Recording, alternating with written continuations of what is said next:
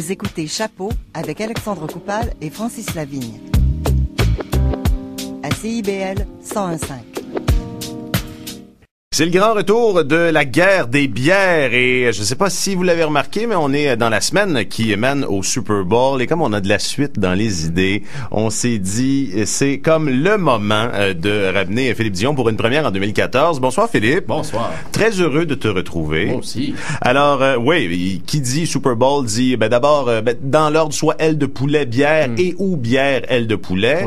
Ouais. Comme t'es pas un expert de la volaille, on va faire appel à tes connaissances en matière de bière et on s'est dit que ce serait amusant de faire une confrontation entre Seattle et Denver. Les Broncos de Denver affrontent les Seahawks de Seattle dans le Super Bowl.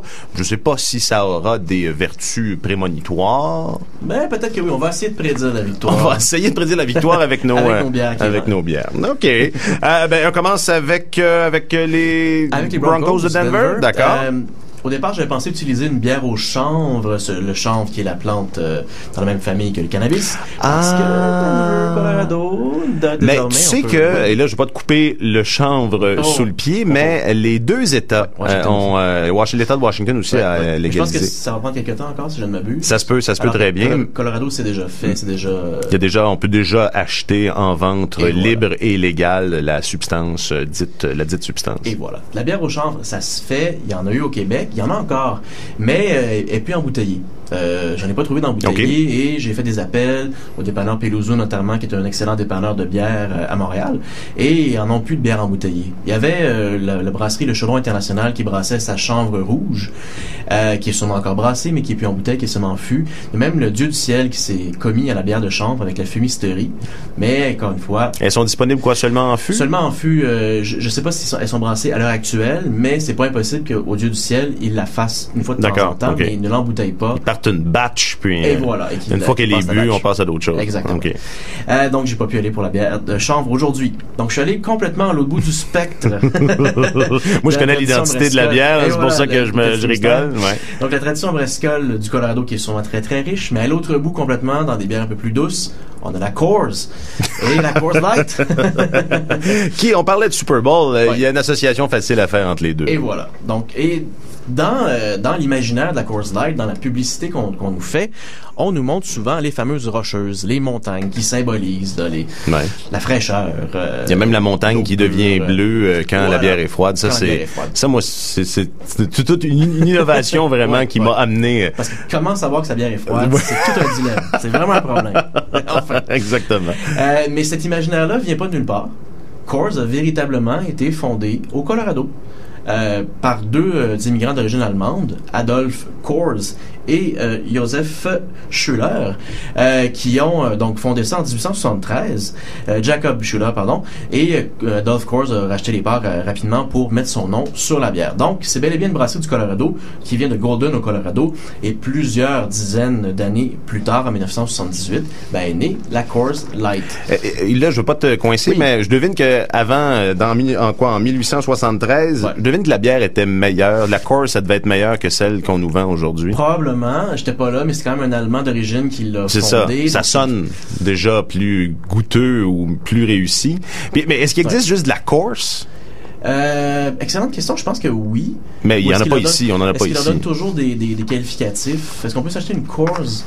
Parce que Coors Light, c'est la version légère. Mais je pense que la canette qui est plus jaunâtre. Ça a déjà existé, mais je me demande si, c'est certainement soit impossible et ou très difficile à trouver ici, et même aux États-Unis, j'ai pas souvenir d'en avoir vu récemment. Mais plutôt de la place. Ouais. Quand on était plus jeune, la Coors était aussi. Ça existait, pas mal. Donc, je t'invite à goûter cette Coors Light pour analyser. Aïe. Ça faisait longtemps qu'on t'avait pas invité, puis tu te magasines pas une prochaine apparition. Mais ouais. Donc, vous pouvez mettre votre argent sur les Seahawks tout de suite si vous servez du test. Je goûte. Donc, c'est 4% d'alcool, donc c'est léger à la base. Ah oui, c'est léger. Tu sais que j'aime la blonde légère, mais... Donc, quand même, ça doit pas être si une torture que ça. Non, mais trop, c'est comme passé. Quoique, des fois, on la boit en fût, et en fût, c'est vraiment ridicule. C'est comme boire de l'eau à peine pétillante. Alors que là, en canette, déjà, on a un peu plus de pétillant. Ça a presque un goût. Presque un goût, ouais. Genre, je vais en prendre une autre gorgée, parce que mais parler, ça m'assèche, là. Ah non, le palais.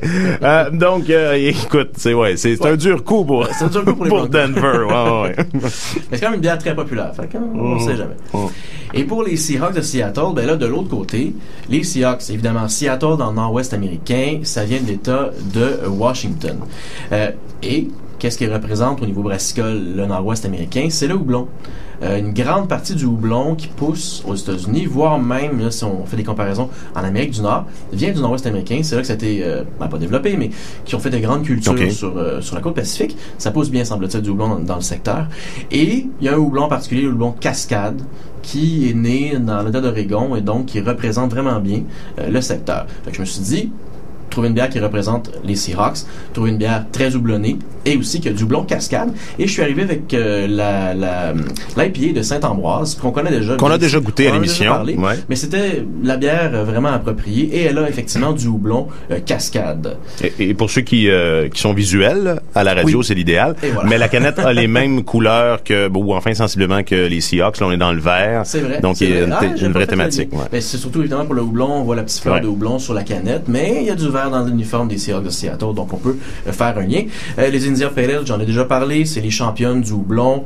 Il y en a sur le logo, comme je vous dis. C'est un style qui a été créé pour favoriser le transport, pour conserver la bière, alors qu'elle partait d'Angleterre, pour se rendre jusqu'en Inde. Et en passant, c'est seulement au 12e siècle à peu près qu'on a trouvé cette caractéristique-là du houblon. Et on l'a utilisé pour ça au début uniquement. Les bières avant n'avaient pas de houblon, des cervoirs. On a déjà, tu vois, j'ai retenu la leçon, ou enfin, je suis en territoire connu, là, quand tu dis ça. Bon. Mais aujourd'hui, évidemment, elle a développé, enfin, elle a ses adeptes, le houblon, ou enfin, les bières très houblonnées ont c'est devenu une caractéristique qu'on recherche pour les amateurs de bière. Le plus de houblon, le mieux, c'est ou presque. Donc, ça va sûrement trancher avec la Coors Light. Je goûte? Oui, je pense que oui. Il y a beaucoup d'amertume. Ça, c'est sûr que l'amertume, ça se compare absolument pas. Déjà, la couleur aussi, l'autre, elle est d'un jaune très pâle. Elle est d'un jaune qui cherche à exister, alors que ça, c'est un beau ambré, doré à la limite, même c'est un peu foncé. Ouais. Alors, la IPA Saint-Ambroise. Allons-y. Un peu plus forte en alcool, 6% quand même, ça se goûte aussi, ça donne plus de corps. Ouais. Écoute, je me rappelle de la guerre des bières édition IPA. Tu nous avais amené dans un registre qui devenait assez sirupeux à un certain moment donné.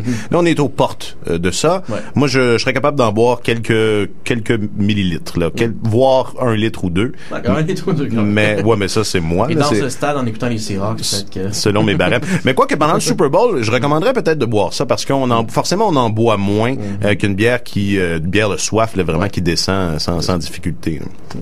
Mais c'est très bon. Oui. Puis, combien de pourcents? Celle-là est 6,2. Oui, ok, ouais. Donc ça, ouais. Ben non, mais si on en boit seulement que 2 comparativement à 6 Coors Light. À 8, j'imagine qu'à un moment donné, la Coors Light rattrape l'autre. T'as préparé on parlait de prémonition ou de faire vraiment un match. Tu vas, selon les caractéristiques de ces bières-là, nous donner un gagnant. On le devine. Mais juste avant, j'aimerais faire une parenthèse. On en a déjà parlé ensemble. Les États-Unis ont une tradition de microbrasserie très très forte. J'imagine que autant au Colorado qu'à Seattle, il y a des millions, j'exagère, mais plusieurs microbrasseries. C'est certain. Mais ces bières-là, elles sont pas disponibles ici, elles se rendent pas jusqu'à nous. Elles se rendent pas jusqu'à nous. Il y a plusieurs raisons à ça. Le marché québécois est quand même contrôlé. On rentre pas dans les dépanneurs comme on veut, surtout quand on vient de l'extérieur. Il y a des permis de distribution et des ententes qu'on doit passer avec les brasseurs locaux pour faciliter la tâche. Et c'est pas évident pour une microbrasserie de Portland en Oregon de se dire on va arriver sur le marché québécois. Parce que les gars à chapeau veulent faire une chronique, puis ça prendrait une bière de chez nous. Non, mais il me semble c'est de base là comme plan. J'en ai cherché des vrais, puis c'est pratiquement impossible à trouver. En fait, je sais pas où je pourrais les trouver au Québec, à part en franchissant la frontière. En y allant, puis en venant. Puis il y a le marché québécois aussi qui est de plus en plus, il y a beaucoup de microbrasseries québécoises. Oui, et ça ferait une concurrence. Exactement. Puis quelqu'un qui vient de l'extérieur doit se dire ouf, il y a pas mal de bonnes bières au Québec, c'est pas évident de percer le marché. Et à la limite, t'as pas eu de difficulté à trouver des bières qui ressemblaient aux traditions de ces deux États. On pourrait dire que la SAQ pourrait faire un effort de ce côté-là. Ah tiens, on pourrait dire ça? On pourrait le dire. Ah, ça me plaît. Ça me plaît comme commentaire. Okay. Alors, allons-y avec les forces en présence. Donc, on a des Seahawks qui sont beaucoup plus agressifs définitivement, que les Broncos. On connaît la défensive des Seahawks qui est particulièrement forte. Ben, il y a un point, il y a un parallèle. Un parallèle à faire. Davantage influencé par l'alcool aussi, là, c'est quand même plus costaud. Mais ils sont violents, les Seahawks. Exactement. Alors, alcool, violence, ça va ensemble. Ouais. En termes de qualité de bière, l'IPA me plaît davantage, là, c'est une opinion personnelle, mais je trouve qu'elle est beaucoup plus réussie. Mais oui, mais entre une bière de fabrication de Saint-Ambroise et la Coors Light, ouais. Disons-le, elle est 1000 fois meilleure. Je me censurais, mais elle est 1000 fois meilleure. Mais ça dépend pour qui, hein, parce que il y a une grande partie de la population qui préfère la Coors Light à la Saint-Ambroise IPA. Ouais, c'est pas des gens qu'on fréquente. Non, mais c'est donc... donc c'est beaucoup plus populaire, beaucoup plus... Les gens qui font la Coors Light sont beaucoup plus riches que ceux qui font des IPA en général. Donc, est-ce que c'est pas là, justement, les gagnants dans notre société capitaliste? Ah, c'est sûr qu'au livre, le livre comptable, Coors l'emporte haut la main. Est-ce que donc les Broncos, symboliquement parlant, si on parle du quart arrière, les Broncos dépensent beaucoup plus, ont beaucoup plus d'argent que les Seahawks. Mais juste pour le quart arrière. Je Wilson, mais sûrement qu'étant donné qu'il est tout jeune, c'est ça. Il peut pas faire autant d'argent que Peyton Manning, j'en doute. Alors, au final, c'est vrai que ça se ressemble parce que il y a quelque chose de défensif, et là je veux pas entrer dans les analogies trop sportives, mais il y a quelque chose de défensif dans la IPA, quelque chose de très offensif dans la Coors Light, et c'est le duel annoncé entre les Seahawks et les Broncos. Sinon, outre la bière, as-tu une prédiction? Pas une prédiction, un soft spot. Un soft spot pour Peyton Manning, pour la carrière qu'il a connue, qu'il ait un deuxième Super Bowl, en plus avec ses problèmes de coups, c'est pas évident à quel point il va jouer encore plusieurs saisons. On reconnaît le gars old school de tradition, ça me plaît beaucoup. Philippe Dion, c'est toujours un plaisir, merci beaucoup et on se retrouve très bientôt. À la prochaine. Au revoir.